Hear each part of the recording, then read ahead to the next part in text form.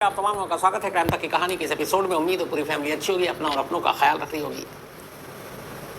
न जाने कितनी तरह की कहानियां हमारे आपके इर्द गिर्द पसरी होती हैं, फैली होती हैं। कुछ लोगों का कहना है कि हमारा देश एक ऐसा देश है जिसमें आप जब बाहर निकलें घर से और चलें तो शायद हर कदम पर एक कहानी होगी। कहानियों का भंडार है इस देश में, और उन्हीं कहानी के दौरान बहुत सारी ऐसी कहानियां भी आती हैं जिसको सुनकर ये सुनाकर ये लगता है कि ऐसा कैसे हो सकता है। अपने देश में ठगों का एक लंबा चौड़ा कार्यकाल रहा है, जिन्होंने अलग अलग वक्त पर अपने उस दौर के हिसाब से लोगों को ठगा है।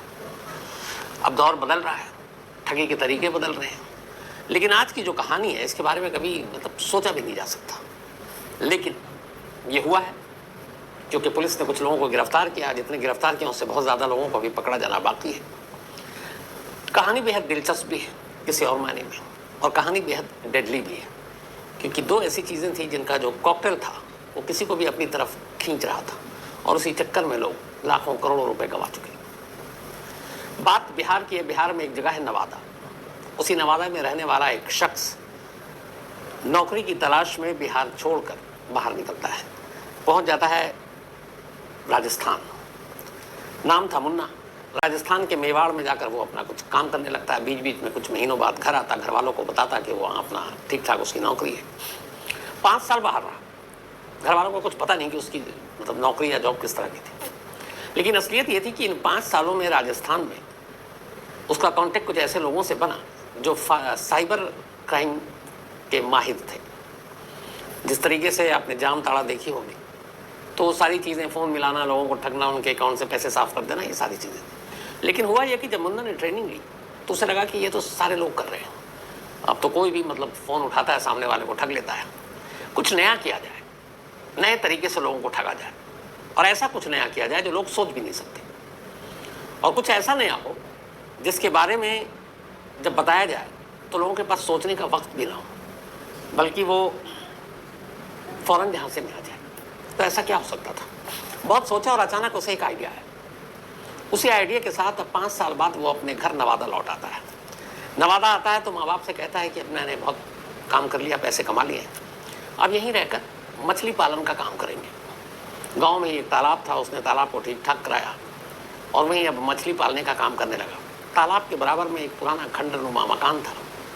उसने उस खंडरनुमा मकान को ठीक ठाक कराया, 2 फ्लोर बनाए, हट टाइप का था वो, झोपड़ी टाइप का, और उसी के बराबर में उसने एक मचान बनाया। आमतौर पर जो खेतों में या जंगलों में रखवाली के लिए बनाते हैं, और वो मचान अच्छी खासी ऊंचाई पर, और वो मचान इस तरीके से बनाया कि एक वक्त में उस पर 10 से 12 लोग बैठ सकें। अब ये तालाब, ये घर, ये मचान गाँव और गाँव की आबादी से बिल्कुल दूर। अब उस मचान पर बैठकर 2 फायदे थे। एक, नेटवर्क मोबाइल का बड़ा आसानी से मिलता। 2, अगर कोई दूर से भी आ रहा हो तो उसके ऊपर नज़र रखी जा सकती थी, ताकि जो भी काम धंधा है वो सब बंद हो जाए और वो लोग अपने अपने मछली के काम पे लग जाए। मछली पालन का काम असल में एक आई वॉश था, एक धोखा था। कर रहे थे, लेकिन वो उनका मेन बिजनेस नहीं था। असली धंधा तो कुछ और सोच कर आया था मुन्ना गाँव में। तो उसने सारी चीज़ें तैयार की। अब उसे लड़कों की ज़रूरत थी। अब उसने गाँव के कुछ लड़के जो ठीक ठाक बोल लेते थे, नंबर जानते थे, उसने उनको ट्रेनिंग देना शुरू किया। और शुरुआत में पहले उनको ये कि कोई बता ना दे, भरोसे में लिया।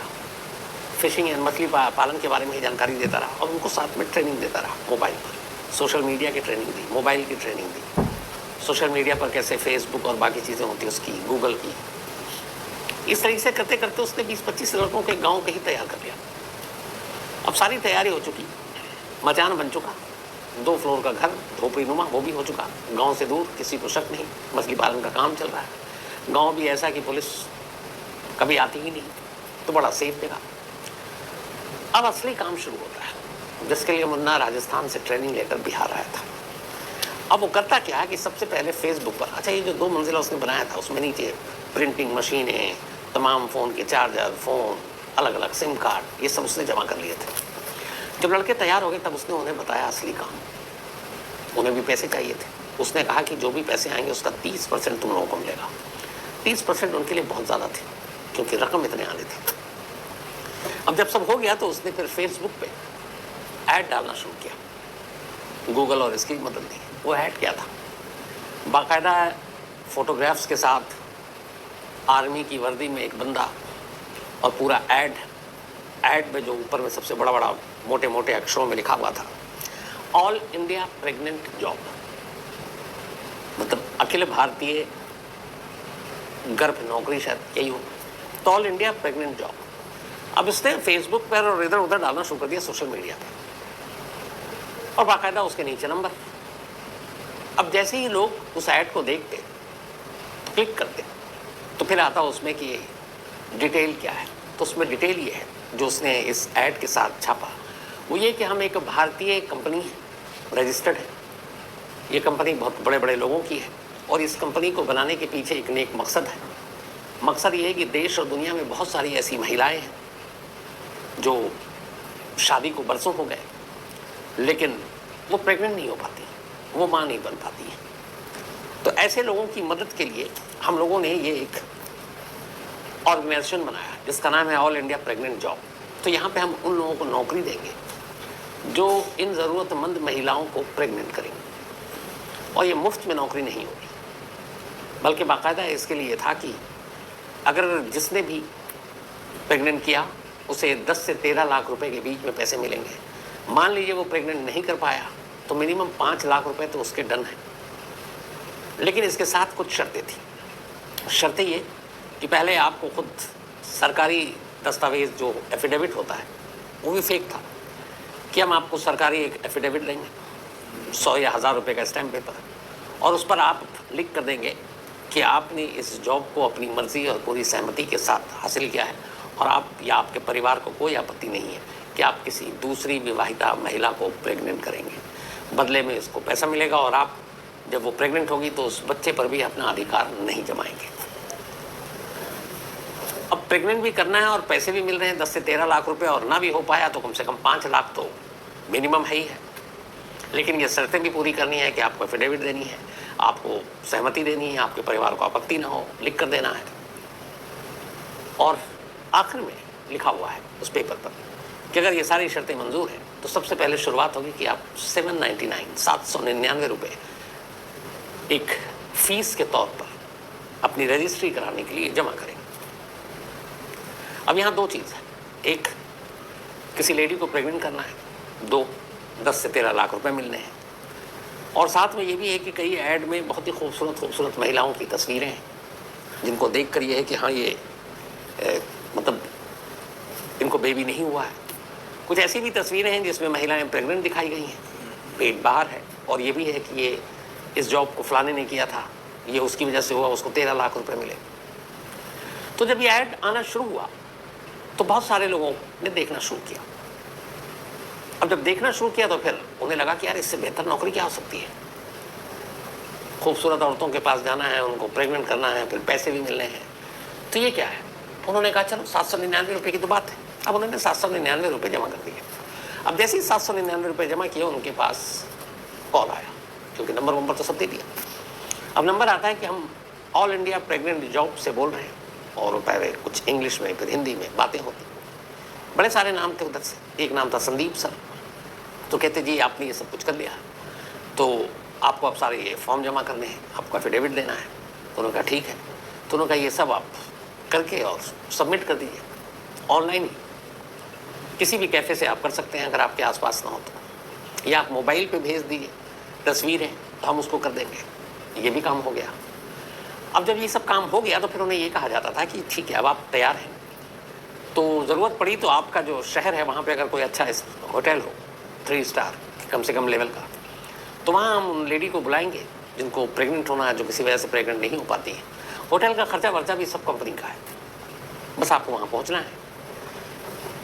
और अगर यहाँ पे पॉसिबल नहीं है तो फिर आपको मुंबई जाना होगा, और मुंबई के आने जाने की प्लेन के टिकट, मुंबई के होटल का सारा खर्चा कंपनी उठाएगी, आपको जेब से कुछ नहीं देना है। सोने पे सुहागा, 799 रुपये में 3 स्टार होटल भी, फ्लाइट की टिकट भी, और सबसे बड़ी जो उनकी लालच है कि खूबसूरत महिलाएं भी। ये तो कोई काम ही नहीं है, अब सबके दिमाग में चल रहा है। तब यहाँ से आगे खेल शुरू हुआ। 799 फिर ये सारी शर्तें बता दी गई। अब फिर उनसे कहा जाता है कि अच्छा आपका हमें सीमन टेस्ट कराना है, तो उसके लिए कुछ पैसे होंगे। जब आप लेडी के पास जाएंगे तो उसकी फ़ीस इतनी है, 2000 2500 ये आपको देना है। और इसके बाद जो भी रिजल्ट आएगा तो फिर अगर आप परफेक्ट हैं तो आपको हम भेजेंगे। अब लालच इस कदर बढ़ चुका है कि 799 के पास 1500 2000 रुपये भी दे दिए। चलो जी, अब इंतज़ार कर रहे हैं कि आप जाएं, कब प्रेग्नेंट करके लौटें, कब 10-13 लाख रुपए मिले। इसी दौरान में फिर अगला चारा फेंका गया कि ठीक है, आप हर तरह से पास हो गए और बस अब आपको लास्ट काम करना है। आपके अकाउंट में हम पैसे डाल रहे हैं, वो पैसे देख लीजिए, क्योंकि मिनिमम हमने वादा किया है कि आप प्रेग्नेंट कर पाएँ ना कर पाएँ 5 लाख रुपए तो डन है। अब सामने वाला खुश, तो आप अपना देखिएगा, जो भी होगा हम मैसेज आपको भेज देंगे। अब कुछ दिन के बाद उस शख्स के पास एक मैसेज आता है, मैसेज फॉरवर्डेड, वही जो संदीप सर या कपिल सर जो भी उधर बैठे हुए हैं इस ऑल इंडिया प्रेग्नेंट जॉब के नुमाइंदा, वो मैसेज आया। अब मैसेज में ये कि 4,72,000 कुछ रुपए आपके अकाउंट में डाल दिए गए, लेकिन अकाउंट अभी ब्लॉक है। ये पैसे आ तो रहे हैं, शो भी हो रहा है, लेकिन आप तभी निकाल सकते हैं जब आप इस रकम का GST दे देंगे, क्योंकि हम सरकारी एजेंसी हैं तो इसकी GST के बारे में तो आपको पता होगा, मोदी सरकार ने बार बार बता रखा है, तो वो नफ्स जानते हैं। तो उनका बिना GST के हम कर नहीं सकते, गैर कानूनी है। तो एक काम कीजिए, ये जो करीब 22,000 या 23,000 GST बन रहा है, ये आप GST अकाउंट में डालिए। पैसे ट्रांसफ़र हो चुके हैं मिनिमम आपके 5 लाख, वो आप जैसे ही GST भरेंगे आपको फ़ौरन अकाउंट में 5 लाख रुपये आ जाएगा।